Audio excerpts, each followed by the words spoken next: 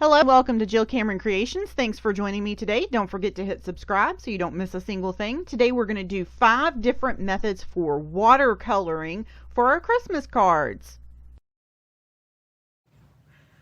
Hey, today we're going to be doing watercolor, and I have a lot of different reds on here on the table because we're going to be coloring a poinsettia for our Christmas cards. And I have a lot of different methods that we're going to be going over. I'm also going to link to Sandy Allnock's blog if you want to know more about watercolor. She's an amazing watercolor artist. And I mean, she's like the artist.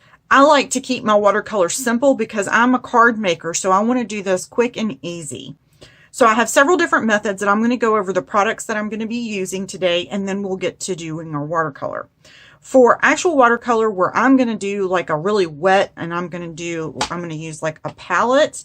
So this is the Altenew pan set, and I'm going to be using that for one of our cards. I use Strathmore watercolor paper. This is cold pressed. You can pick it up at a big box store. I usually get whatever's on sale. When I got this probably 2-3 years ago, this happened to be like it was like buy one, get one 50% off or something like that. So I bought 2 of these big sheets, big packs of it, and I'll just cut it down to whatever size I need. If I'm going to like be using a lot of water on my paper, this is definitely the one that I go with. I will use this for like shimmer powders or liquid watercolors. If I'm going to do a spray mist, which I'm going to demonstrate as well, because I use a lot of spray and a lot of water along with these, I will use the watercolor paper to demonstrate that as well. So we're going to cut that down. The brushes that I will use for those, I have a set of Nuvo watercolor brushes. They're inexpensive. They're great. They come in a bunch of different sizes in the package. And as long as you take care of them, they're great for card makers for watercoloring. So we'll be using those. I also will demonstrate how to use a water brush. These have water in the barrels of them. The tips on them have different sizes and different shapes. So we'll take a look at that. If you aren't comfortable using actual watercolor, there's another way you can achieve that look, and that is with some markers. And I have some brush markers, and I'm going to pull out a few more colors as well. These are the Arteza ones, and I also have the Clean Clear Zig brush markers. I'm going to pull out a few more colors of that. I use that with Bristol smooth cardstock.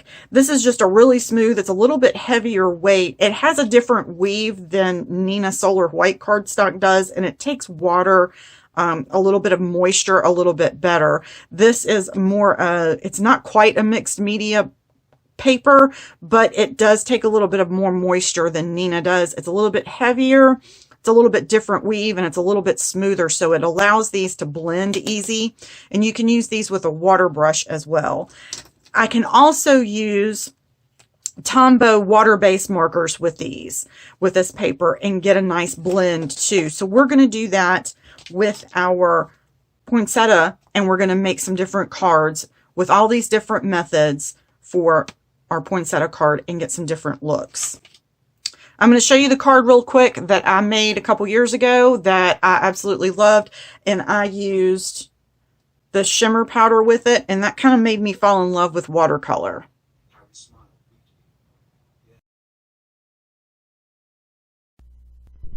So our first one that we're going to do is traditional watercolor, and so I'm using a pan set by Altenew. I heat embossed this in gold. This is the second go round on the heat embossing. I missed a couple spots, and I just wanted to go back and pick those up real quick with my gold embossing powder. And I like to do embossing powder with my watercolor because I like the look of it. If you wanted to use a different color of ink, you could use the VersaFine or VersaClair series and dry it on your paper before you actually start watercoloring, and then it becomes something that you can watercolor with very simply. If you want to do no line watercoloring, then a distress ink would be good for that. It's going to blend into your watercoloring, and you're not going to see it after that. I start out by actually wetting my watercolor, the pan of watercolors, with my brush, and I have 2 little bowls of watercolor there, and I have a paper towel off behind my watercolor palette there. This is going to look like a great big hot mess. Great big huge hot mess. That's what this is going to look like. Great big hot mess. because I just put watercolor down and fill it in first. I go outside of the lines as well, so that when I die cut this, it actually has pink on the outside of this and dark areas. I am going to let this dry as well. I'm using the dry on wet technique to fill this in first. I'm not worrying about color degrees or shadows or anything like that right now. I'm just putting down a base color. Then what I'm going to do is actually take a relatively dry brush and sop up some of that color. And the reason that I'm doing this is because I want a base that is going to be different in color. I want to have just some variation in my colors here. And then I'm going to go in like what I'm doing here, and I'm going to fill in one side of my leaves with a different color than what my base is. And it's going to blend in some places and go across, and that's absolutely fine. I just want to create some brighter spots, some darker spots, and having that base that is wet creates that wet on wet technique for me, but it gives me a color to create that wet on wet technique. Instead of doing a wet with just water, I'm basically doing a wet on wet technique with color instead. That's just something that I enjoy doing, and then I like to go back with a drier brush and pick up that color. And for that dry brush, literally all I do is dab that over on a paper towel and get most of the water out of it and pick up that extra color with my dry brush.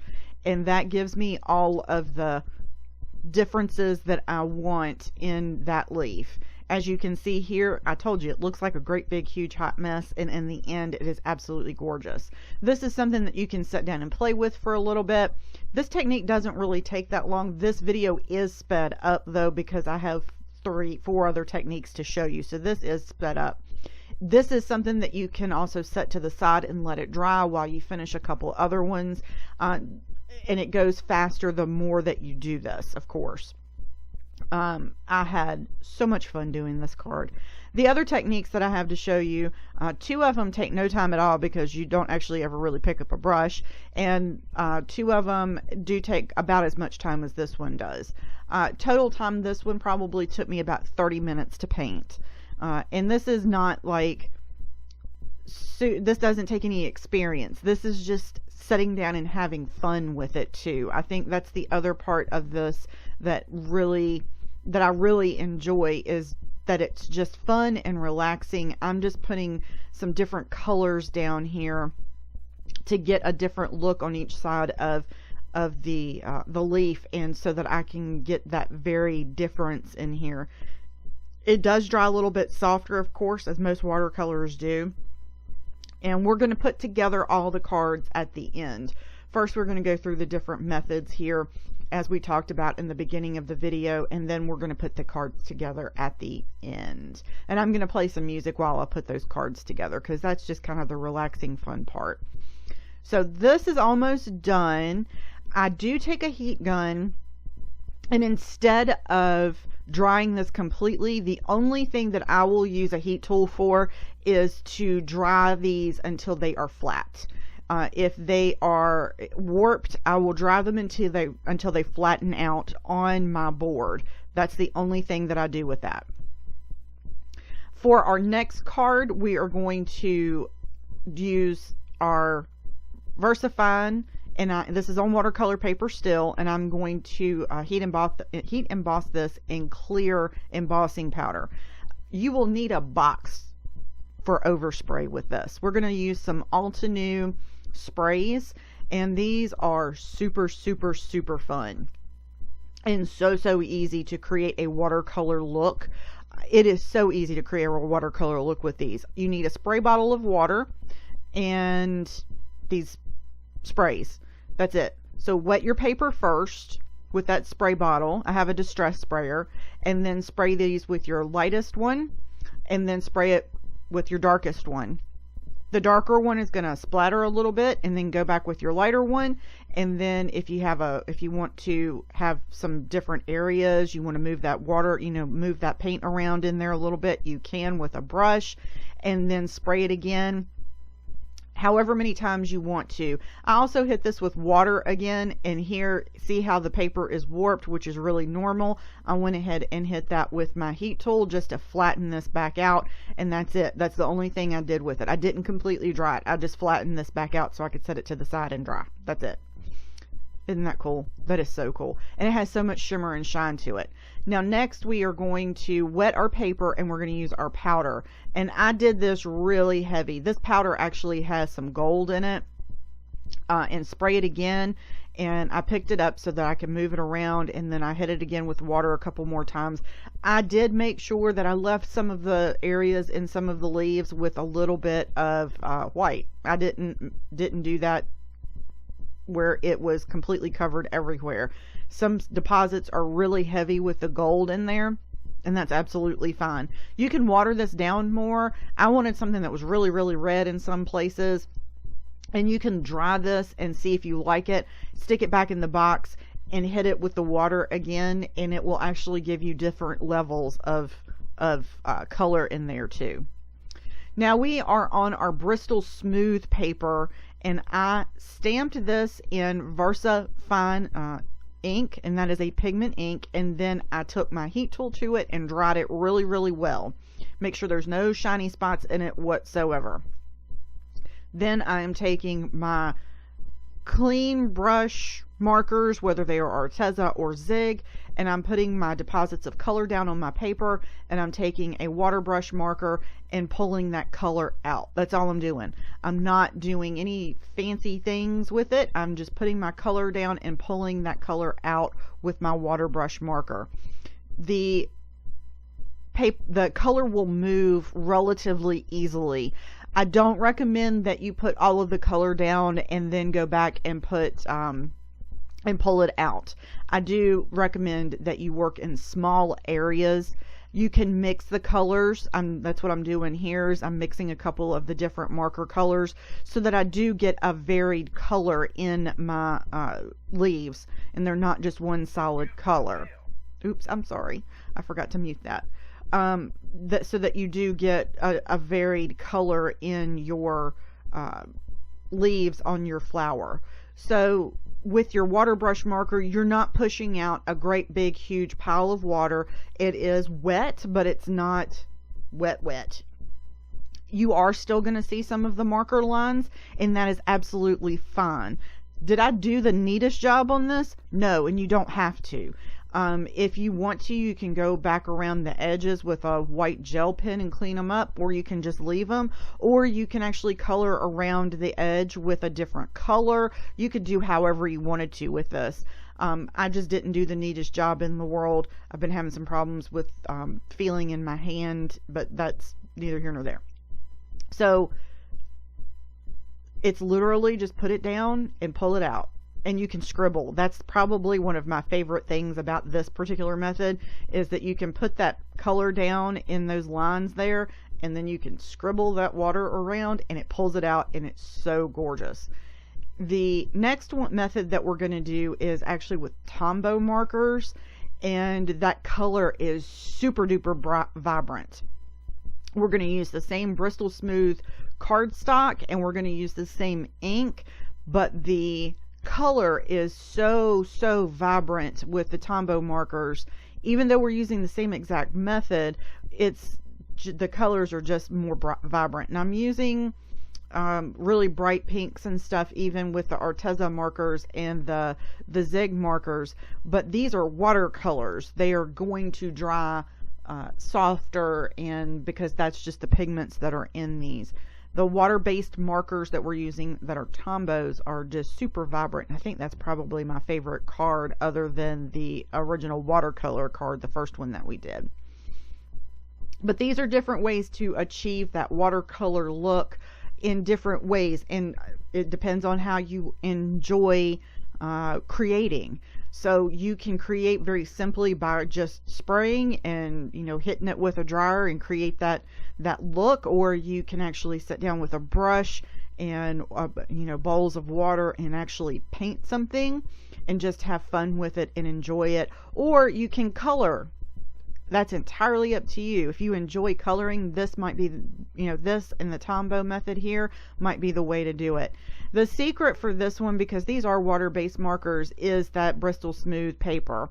I'm putting a lot of marker down on the paper here and then taking that water brush marker and going over top of it, and it does give it that watercolor look to it. I'm not filling it in completely. I am still leaving white in there, but you do put just a little bit more color down, and then you can pull it over into the other side of that leaf, and it will pull that color over a little bit. It's not going to move as easily as the zig markers do, because these aren't meant to do that. However, you still can get that watercolory look with these, and in that it looks like you painted it on. And these are less expensive markers. You do different techniques with these just as well. You can also put these down and use a glitter brush marker if you wanted to, and actually pull the color around with a glitter brush marker with these. And I did that a couple years ago for some Valentines. That was a really cool look. Went through an entire glitter brush pen doing that. That was a really cool look. So there's just a lot of different methods that you can use to achieve a watercolor look here. So I would love to see your favorites. You can tag me in social media, JillCameronCreations.com, and I would love to see your watercolor creations for any kind of card that you create. But I thought these would be really cool for, at Christmas time we tend to make a lot of cards, so I thought these would be really cool for any time you're sitting down to make a bunch of cards, to have these different methods at hand to be able to make a bunch of Christmas cards all at once. So I'm going to let you enjoy the rest of the video. We're going to put these Christmas cards together, and I actually in the next little section here, after I finish this, we'll take a close look at these dried individually, and you can see the different paper and how they look dried, and I'll go over those, and then we'll put the cards together, and I'll play a little bit of music so you can just sit back and relax. So thank you so much for joining me. Y'all have a great day.